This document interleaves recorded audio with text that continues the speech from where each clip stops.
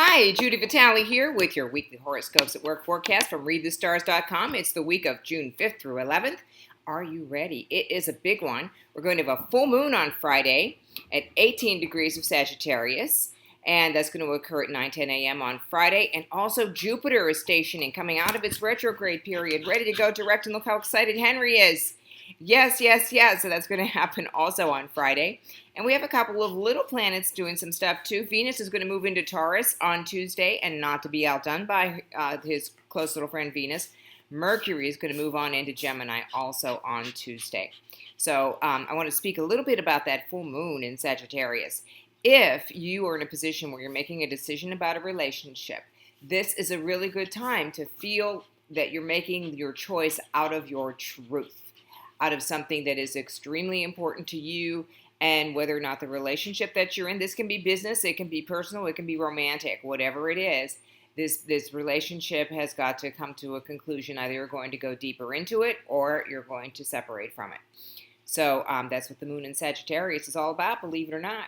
But it's about making that choice, that commitment, and usually the commitment to oneself, because that is the most important relationship, the one that we have going on in here. Our twin flame really is about bringing parts of ourselves together. So keep that in mind as you go through this important full moon, okay? The Jupiter station to direct is going to take place in Libra, 13 degrees of Libra. If you have 13 degrees of Libra or Cancer or Capricorn or Aries, you're going to feel this pretty strongly. And this is a push forward. Go ahead, do those things that you've been thinking about. No more roadblocks, and that pretty much is the case. Of course, you should always check with someone, if not me, someone else, about how all these things affect your chart personally. I recently saw a post on Facebook. Someone said, how could there have been a Moon-Jupiter conjunction on June the 3rd and then also a terrorist attack? Well, that's the thing. There are things that are occurring up in the sky that affect us on a more personal level, and maybe, on a more general level, they are not so pleasant and wonderful as they seem. So always check and see what's going on in your chart. And I do those little inexpensive 5-minute video readings. If you're interested, just go to the website, readthestars.com, and you'll find out all about that, okay? Now, going through this day by day, on Monday, the moon will wake up with the moon void, of course, here on the East Coast, and it'll go into Scorpio at 6:46 a.m. There'll be an opposition to Uranus, an opposition to Venus, and a trine to Mars on Monday. A lot of interaction, a lot of excitement, a lot of activity around the idea of who we want to be nice to and who we're not so fond of. Tuesday, we'll have the moon in Scorpio until 8:35 p.m. when it'll go void, of course. Remember, during that void, of course, moon period, you are not going to want to make big decisions, not even major purchases during that time, because what you plan is not going to turn out the way that you expect. We're going to have Venus move into Taurus and Mercury move into Gemini on that day. Mercury, of course, moving into Gemini is going to be in its own sign. So this is a really good time for communication, and it's setting us up nicely for what's happening on Friday. Venus moving into Taurus is in her own sign as well. So there's a lot of dignity about these next few weeks, about being able to call on the planets at their very best and using them for the things that we need. Venus in Taurus is her earthy side. It's the sensuality. It's also the practicality. It's the comfort, finding comfort. And of course, Mercury in Gemini is mental communication and verbal communication, taking one's thoughts or ideas that come in out of the ether and creating a way for them to be understood by others. So that's Italian. Anyway, going on to Wednesday, we have a void of course moon day all day. Remember what I just said about the void of course moon. Do not make major purchases if you can avoid it. If you must, really, really check. If you're even buying, a pair of socks, look at the seams, make sure that they're all together, because it's just, you'll find them cheaper the next day. All kinds of strange things happen when the moon is void, of course. At 6:59 p.m., however, the moon will move into Sagittarius and start to stir up all of that excitement over the full moon.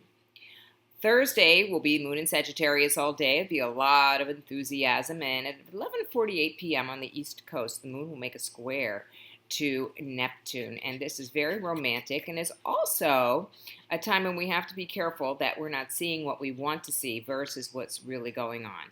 So be aware of that. You don't have to be totally crazy about being overly cautious, but you don't also want to throw all of your caution to the wind. Be very moderate, but enjoy. the idea of the pleasant things that we see about one another in this world. On Friday, that full moon takes place at 9:10 a.m.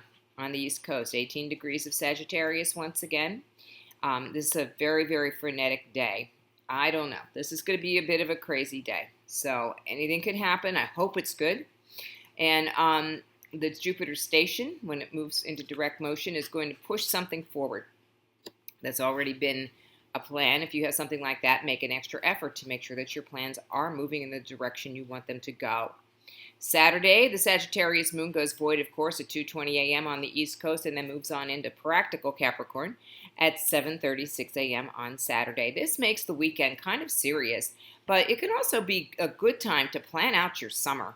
I know summer's already unofficially started, at least in the Northern Hemisphere, but, it's also just a time when you need to look at your weekends and really plan them out and take a couple and make it so that you're not doing something every time you look down at your calendar, because that gets a little bit crazy.